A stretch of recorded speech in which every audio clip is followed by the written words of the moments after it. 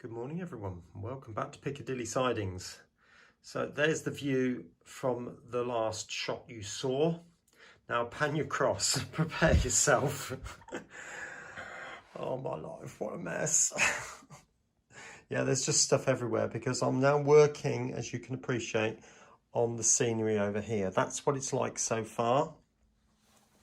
Now I've not shown this because this is pretty much what I did in one of the previous videos, but we've got more traditional shrubbery down here, got a small tree, got brambles down the bottom here, which are creeping, by the way, because that's what they do. They creep, they grow these long runners and they just grow everywhere. So you end up with these long branches all over the place.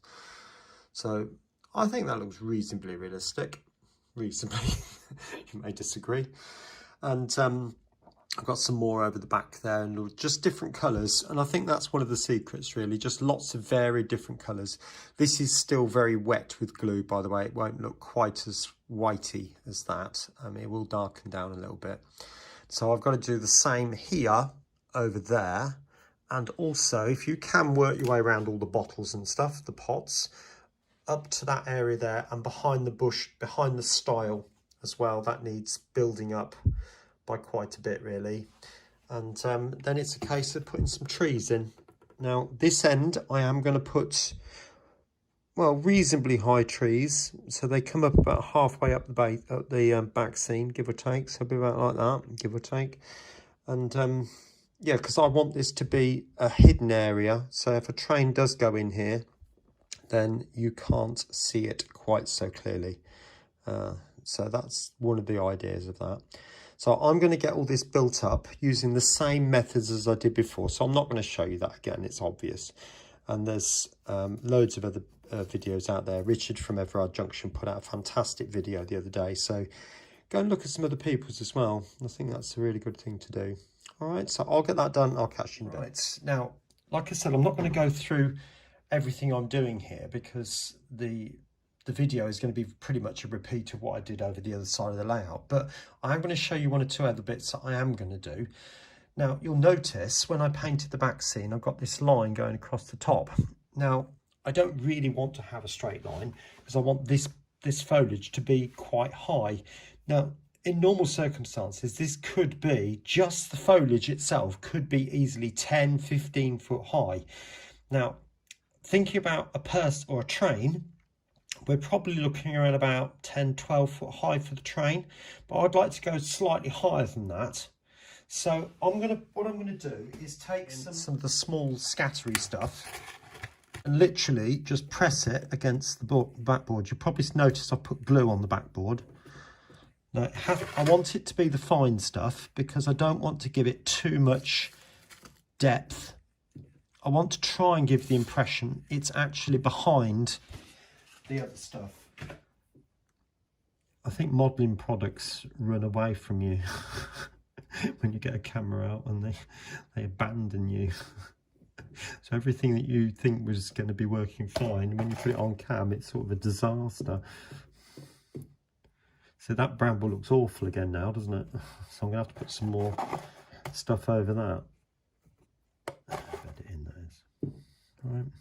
Anyway, I'll go over some of these brambles again and put the stuff back on. Once that's all gone off, it's a squirt and then settle everything in after that. All right, I hope you found that helpful. Right, as you can see, we're looking into the riverbed now, and the bridge is obviously still missing at the moment. But what you'd find running around the edge down the sides of the river, you'd find long grasses and reeds. Now, when I went to Worley last couple of years, I bought the Woodland Scenics sample packs, and there was lots of different materials in there, but one of them was this. And so we've got some long grasses and field grass here is what it says. So I've just taken out a portion out of the pack, and I just happened to pick up a little bit of each colour. Now, I've put an elastic band around this because I think it's the wise thing to do, because otherwise this stuff is literally just going to go everywhere. Now, I'm looking for the pieces to be around about 15 centimetres, which would then give me an amount of space to come up for the water, if that makes sense. Now, if you can see here, I can't have the water going any higher than that. So we're only looking about 1 centimetre for the water, if that. So the grasses probably don't need some, and I've got some at the back there, don't need to be quite that long. So I'm going to estimate probably around about that, okay? So if you've never done this before, I'm going to take that, obviously with an elastic band round, and cut, just like that. Like so, there. And all I'm going to do is literally just plonk that down. Now, I am going to move a few and put them down a bit more like that. And that's it. I'm not going to touch it, just leave it. And when the water goes in, the water will then encompass around them, and I think it could look quite good. Now, what I don't want to do is put them every millimetre all the way down. I am going to put in a few more, but I think less is more in this instance. So I'll probably put a couple more around this area here and some down there, but not many more than that really. Might be some a little bit around the island bit when I put that in. Right, so there we are so far.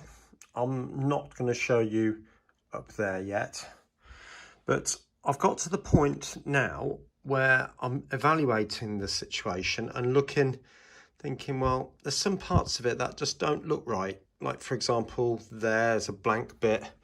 Now, I want soil in there, but they're sort of shiny, so that's not going to work very well. So I'm going to put some sand and compost mix over that, and then hold it on a piece of paper and then blow it in. If you remember, like I did with the brambles. But also looking for a similar thing there. So I'm literally just fault finding. Now, there's a couple of bits here. Could do with some 6mm grass tufts, maybe. A couple more along here, that sort of thing. Maybe another one in that area just there. And I'm literally just going around the layout. Trying not to show you too much, but some more in this area here maybe. Sorry about my finger there. There's some slightly dead parts, so I'd like to emphasize those a bit more and just make them a bit taller, that sort of thing. Sorry I'm being a bit secretive, but I'll show you the rest in a bit. So I'll get those done and I'll come back to you shortly. Now I do realise in another scenery video this is a slightly odd section, but at the end of the day these add to the scenery, so I thought I might put it in. As you appreciate, I've got a few of these on the layout. There's well, 4 actually, not a few. And you can see I've literally just painted it the basic colours. Now I've done the wood a very grey colour, and I'll darken that down a little bit on some of them. Okay, so I could just leave it like that, but to be honest, it doesn't look massively realistic. So a few things I need to do. Now I'm going to go in with a bit of orange first of all. Old rust goes dark brown and new rust is light. So on the top area, just a few on the top surfaces, I'm just literally just going to dab on a few orange spots. Not very many. Okay, just on the top surfaces, and I have a little bit down there. And again, not everywhere, just a little bit here and there. So it'll be a bit there. Give it a bit more. And I'm using this straight out the pot. Make a bit more there. Just so. I'm going in with some white, which is some of this Mr. Hobby, which is something I just got from my local model shop. Now there's 2 things I want to do with this, and I want to put in some streaking. I don't know what it is, it's oxidization or maybe, or something like that.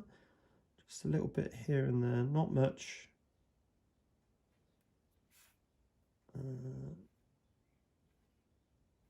Something like that.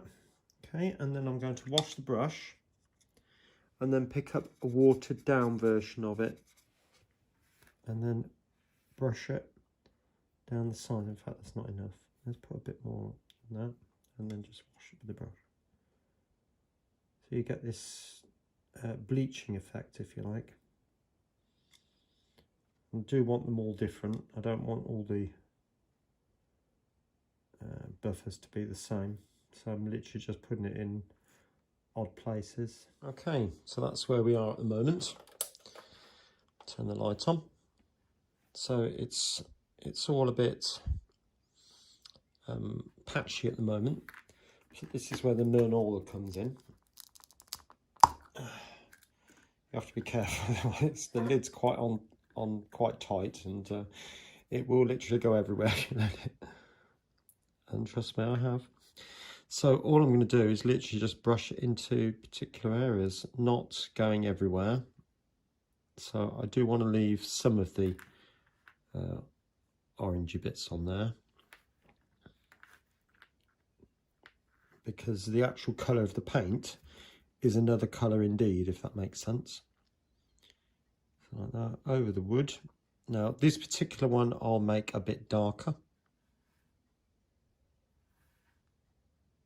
It's not gone a lot darker, but a little bit.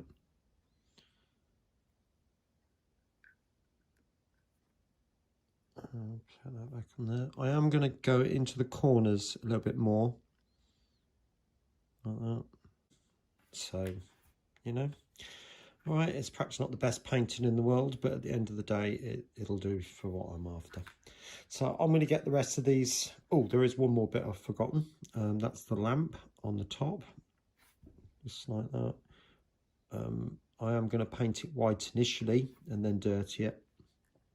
So I'm going to take some of this, which is some of that, which is a Rebel paint. So I've just got a dot on the end of the brush, and I'm literally just going to dot there. Obviously this isn't a working lamp. If I decide to put actual working lamps in it, I then can.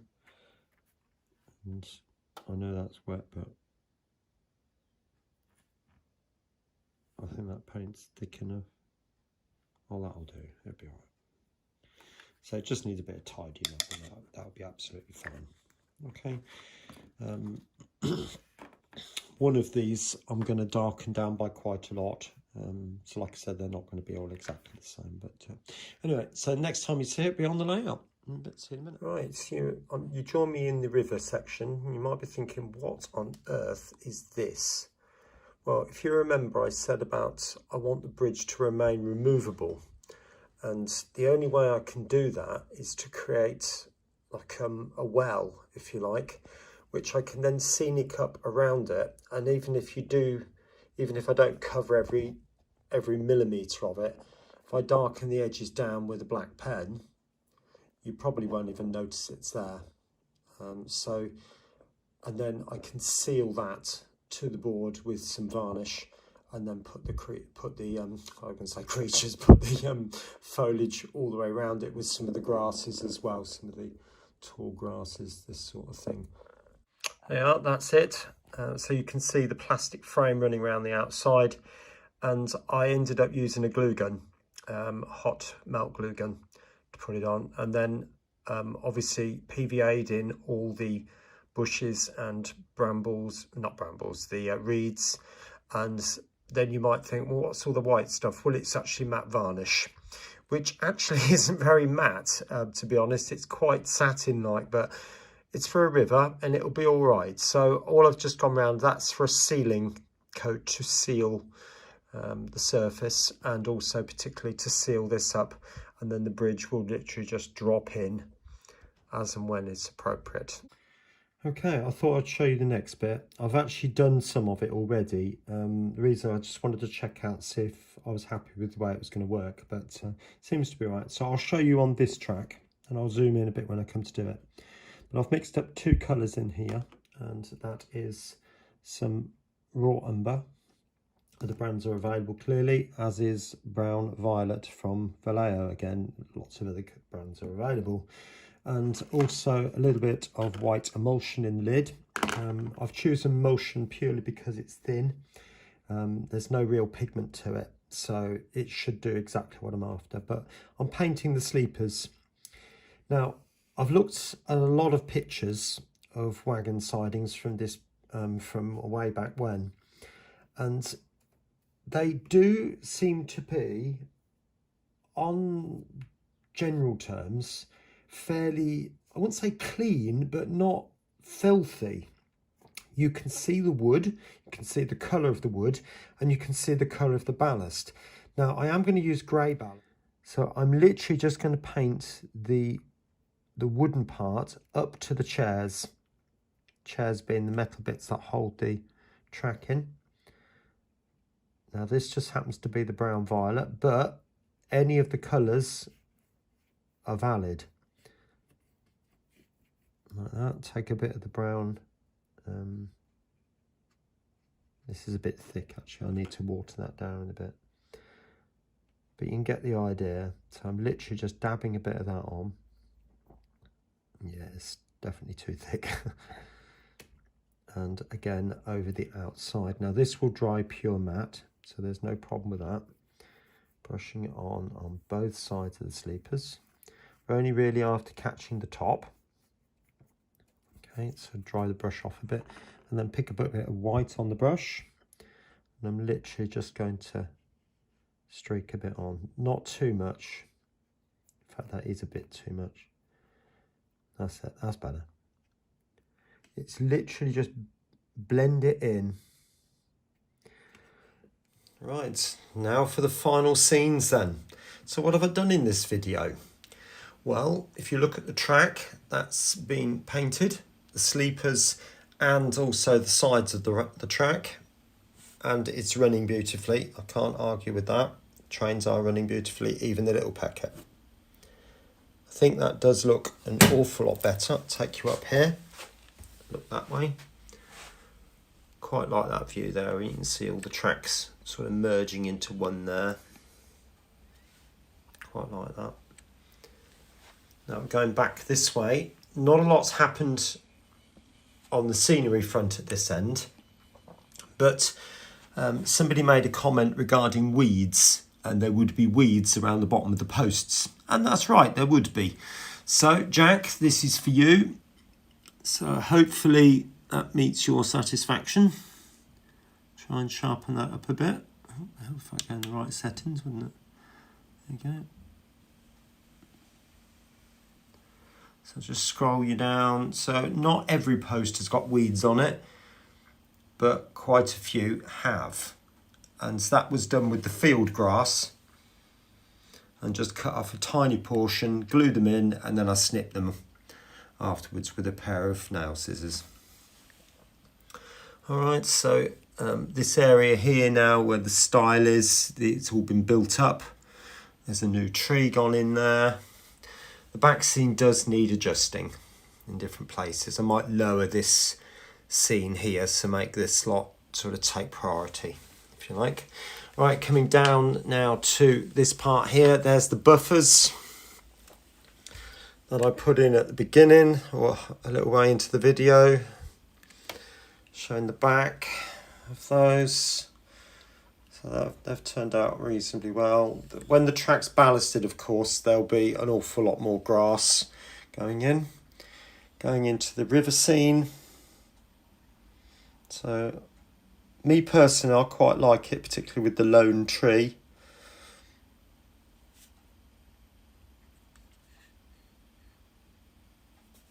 Okay, and going into the island bit in the middle. Oops, camera's fighting me a little bit. There we go. You've got this section down here, which does look a little bit strange, I have to say, but it is necessary because if you remember, I put that plastic round to create this like well. I did that purely because the bridge needs to lift out. There is a point motor going to go in here eventually, whatever type it will be, and it's going to be very difficult to get to that if that bridge doesn't come out, whereas the others, if I scan you up, won't be a problem because it'll be easy to get under the boards. So even these two are at the front, so I can gain access even in front of the cupboard. These ones over here, again, won't be a problem. I mean, even if I do need to move this cupboard, it comes out very easily. It's only held in with a few screws, so it won't be an issue. But that one would be. All right, so that's the reason I need to lift it out. And also the back seam needs to be repainted, so it's got to come out for that as well, hasn't it? But anyway, so that's that bit. Yeah, teasing you a little bit more. I've got long grasses in here and here now, and over there. All right, pulling back.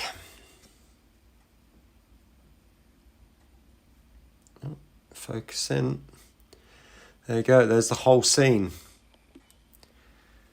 Now, I have made those trees. They're perhaps not the best trees in the world, but I like them. It's my layout, okay? Okay, so I'm just taking you down, just look at the different areas. I'll talk to you about that bit in a minute. But coming round here now, I could just imagine all sorts of little stories based around this little woody area. I'm thinking Famous Five type things, or when the children are running around climbing trees, or even railway children when they're running through here and running through that little gap down there, down through there, and watching the trains going past. Yeah, railway children particularly, where the children are watching for the old man. Moving on to this issue down here, you can see the buffer stop down there. Now, I want to keep that in there like that because I think it's better for trains that are passing through the station to be able to go through. When I say at speed, I'm not talking about at speed, I'm talking about moving, if that makes sense. They can come through the station, go off into the distance, and then I can stop the camera and it just hit that without any issues. If I have to press the brakes, I get the squeal of the brakes, both from the 66 and also from the 158.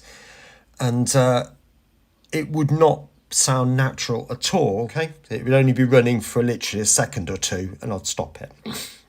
So it shouldn't damage the train at all. Now, that is quite unsightly. So what I'm suggesting is, and I want your opinions, that I put a bridge going through here and it comes out over there. So it would come out over this side. So it'd be like a little walkway type bridge going across the track just like that. Now, what I'm thinking of is a Monet type bridge. If you're familiar with Monet's paintings, he did some in his garden, or quite a few in his garden, with a particular type of bridge. A wooden bridge which is sort of arched, sort of like that, with railings both sides, and maybe a person or two on top of that could look quite nice. Tell me what you think. If you've got any other suggestions, do say. I'm not going to go for a tunnel because I don't want to raise the ground at the back end. And I think it would just, a tunnel to be effective would need to be at least this high. That makes sense. And I'd need to do some dramatic work to change the scenery because all this would need to be built up, going up to the tunnel both sides. And no, it's not going to happen. So I think a bridge would be an easier option. And I could hide that buffer stop without too many issues there. Tell me what you think though. Right, anyway, that's it for the time being. I'll just pan you across just to get a final look of the whole scene. I'm liking the way it's all coming along now. Okay, anyway, the videos are appearing on the screen now. The top one will be how I did the scenery up here, weeds, weeds, weeds. And also the bottom video will be another one in the Piccadilly series. All right, take care of yourself and I'll see you next time. Bye for now.